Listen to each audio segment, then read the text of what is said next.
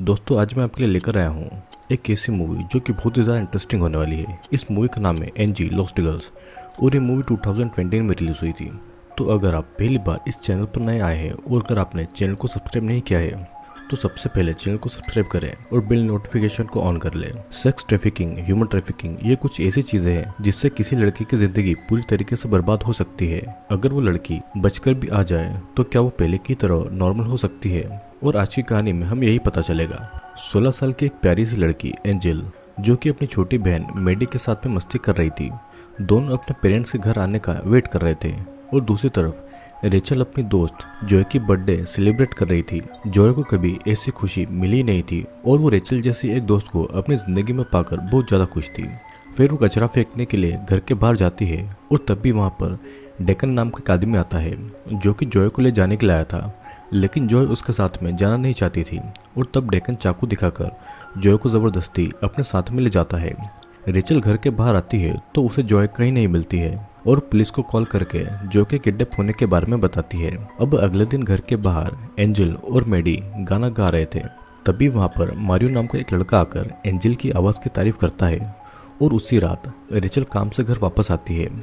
वो जॉय के लिए परेशान हो रही थी और अगले दिन एंजल अकेले ही स्कूल से घर वापस आ रही थी। वहीं पर मार्को उससे मिलता है और उसके साथ कुछ समय बिताने के लिए कहता है।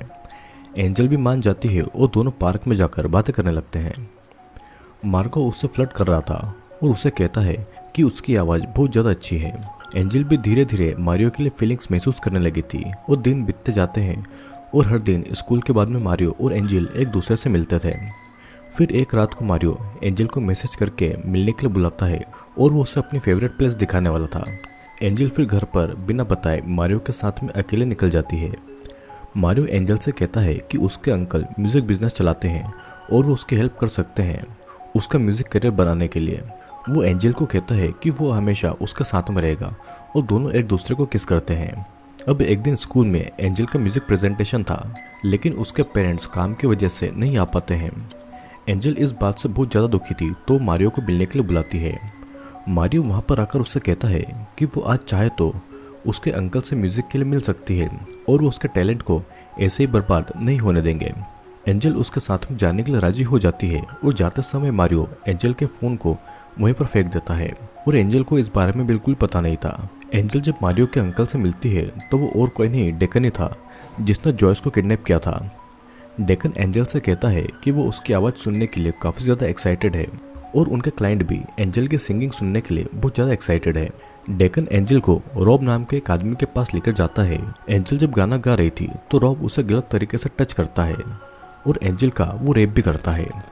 यहाँ पर हमें पता लगता है कि मारियो ने डेकन के पास में एंजल को भेज दिया था। फिर अगले दिन आयरिश नाम की एक औरत एंजल को उसका रेप किया हुआ वीडियो दिखाकर उससे ब्लैकमेल करती है कि अगर एंजल ने उनकी बात नहीं मानी तो वे लोग इस वीडियो को एंजल के पेरेंट्स को दिखा देंगे।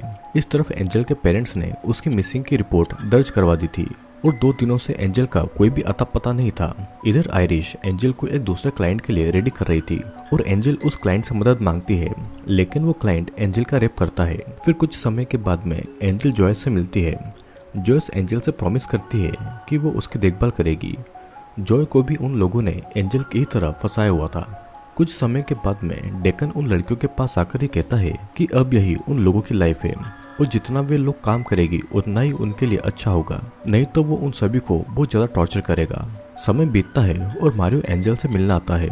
वो उससे कहता है कि वो उन लोगों के मुताबिक काम करती जाए, वो भी उसी की ही तरह एक विक्टिम है और अगर एंजल उन लोगों की बात नहीं मानेगी तो वे लोग उसे और उसकी माँ को मार डालेंगे और वे एंजल के पेरेंट्स को भी मार देंगे। दिन फिर धीरे धीरे बीतते जाते हैं और एंजल के पेरेंट्स बहुत ज़्यादा परेशान थे क्योंकि एंजल की कोई भी खबर नहीं थी। इधर जॉय एंजल को बताती है कि उसकी कोई फैमिली नहीं है, वो अनाथ आश्रम में थी और उसके साथ किसी ने अच्छा बिहेव नहीं किया था, सिर्फ एक रेचल ही था जिसने उसकी हमेशा केयर की। वो उसे कहती है कि उसके पेरेंट्स उसे ढूंढ रहे होंगे, तब तक उसे यहाँ पर जिंदा रहना होगा, उनका इंतज़ार करना होगा। फिर एक दिन डिटेक्टिव आकर एंजल के पेरेंट को कहते हैं कि एंजल को किसी सेक्स ट्रैफिकिंग गैंग ने किडनैप किया है और उसे ऑनलाइन बेचा जा रहा है। एंजल के पेरेंट्स उसकी इस हालत को सोचकर बहुत ज़्यादा डर गए थे और अब जब पता चल चुका था कि एंजल कहाँ पर फंसी हुई है तो वहाँ पर स्टिंग ऑपरेशन करके पुलिस उसे जल्दी ढूंढ लेगी। फिर एक दिन मारियो एक नई लड़की एल्डा को डेकन के पास में लाता है और सभी लड़कियों को एक दूसरी जगह पर शिफ्ट किया जाता है क्योंकि वहां पर पुलिस के आने का खतरा था, जहां पर एक क्लाइंट एंजल को बुरी तरीके से टॉर्चर करता है और उसकी बॉडी को सिगरेट से जलाता है। अब एक दिन पुलिस ऑफिसर क्लाइंट बनकर एंजल के पास में आता है, लेकिन वो कुछ कर पाता उससे पहले ही डेकन को इस बारे में पता चल गया था कि वो एक पुलिस वाला है और डेकन उसे मार डालता है। फिर डिटेक्टिव लड़कियों को बचा पाता उससे पहले डेकन लड़कियों को लेकर वहां से भाग जाता है और फिर डेकन लड़कियों को धमकी देता है कि अगर उन लोगों ने भागने की कोशिश की। एक दिन डेकन एंजल को इवन नाम के एक आदमी के पास में भेजता है और जॉयस एंजल को कहती है कि वो आज किसी भी तरह से भाग जाए, नहीं तो उसे किसी और देश में ले जाया जाएगा और उसे कभी कोई ढूंढ नहीं पाएगा। तभी फिर एंजल सही मौका देखकर वहां से भाग जाती है, लेकिन जॉय को डेकन पकड़ लेता है। एंजल वहां से भागकर एक प्ले हाउस में छुप जाती है और सुबह उसे वहां के ऑनर हॉस्पिटल में भेज देते हैं। डिटेक्टिव को एंजल के बारे में पता लगते ही वो उसके पेरेंट को हॉस्पिटल में बुलाते हैं, लेकिन एंजल को उसके पेरेंट्स याद ही नहीं थे कि एंजल को बहुत बड़ा सदमा लगा है और उसे स्पेशल केयर देने के बाद में ही उसके घर ले जाया जा सकता है। कुछ दिनों के बाद में एंजल अपने घर पर आती है, जहाँ पर रेचल उसे मिलने आती है। रेचल एंजल के हाथ में जॉय का ब्रेसलेट देखती है और वो उससे जॉय के बारे में पूछती है, लेकिन एंजल कोई जवाब नहीं देती है क्योंकि इतना सब कुछ हो जाने के बाद में एंजल समझ ही नहीं पा रही थी कि वो असल में कौन है। वो कहीं पर भी एडजस्ट नहीं हो पा रही थी और अगले दिन डिटेक्टिव एंजल के घर पर आते हैं उससे कुछ सवाल पूछने के लिए। वो उन किडनैपर के बारे में एंजल से पूछते हैं कि अगर एंजल को उनके बारे में कुछ पता है तो वो उन्हें बता देगी, जिससे कि बाकी लड़कियों को भी वहाँ से बचाया जा सकता है जो कि अभी भी वहीं पर फंसी हुई है। लेकिन डर के मारे एंजल कुछ भी नहीं बता पाती है और इधर आयरिश टेंशन में थी कि कहीं एंजल पुलिस को उनके बारे में न बता दे। वो डेकन को कहती है कि वो एंजल को एक मैसेज भेजे ताकि वो चुपचाप रहे और किसी को भी कुछ नहीं बताए। एंजल फिर एक गैदरिंग में जाती है जहाँ पर उसके जैसी ही सेक्स ट्रैफिकिंग से बची हुई लड़कियां थीं। वहाँ पर वायलेट नाम की एक लड़की उससे कहती है कि उसे उन्हीं लोगों ने किडनैप किया था और वो एंजल को पुलिस में गवाही देने के लिए कहती है, लेकिन वो डर रही थी कि कहीं वो गैंग उसकी फैमिली को नुकसान नहीं पहुंचा दे। और उसी दिन डेकन वायलेट को किडनैप कर लेता है। इधर आयरिश मारियो को धमकी दे रही थी कि वो एंजल को वापस ले आए, नहीं तो उसे और उसकी माँ को मार दिया जाएगा। इस तरफ एंजल न्यूज़ में देख रही थी कि वायलेट की डेड बॉडी पुलिस वालों को मिली है। एंजल को एक अनजान मैसेज आता है जो कि उसे धमका रहा था कि अगर वो पुलिस को कुछ भी बताएगी तो उसकी बहन को मार दिया जाएगा। तभी वहाँ पर रेचल आती है एंजल से मिलने के लिए।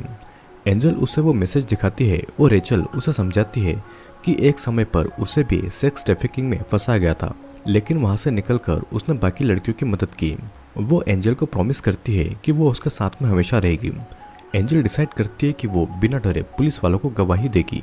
एंजल डिटेक्टिव को बताती है कि उसे वहाँ पर एक दिन में 22 से 23 बार उसका रेप किया जाता था और मना करने पर उसे बुरी तरीके से मारा जाता था और उसे टॉर्चर भी किया जाता था। अब वो चाहती है कि उन सभी को सजा मिले।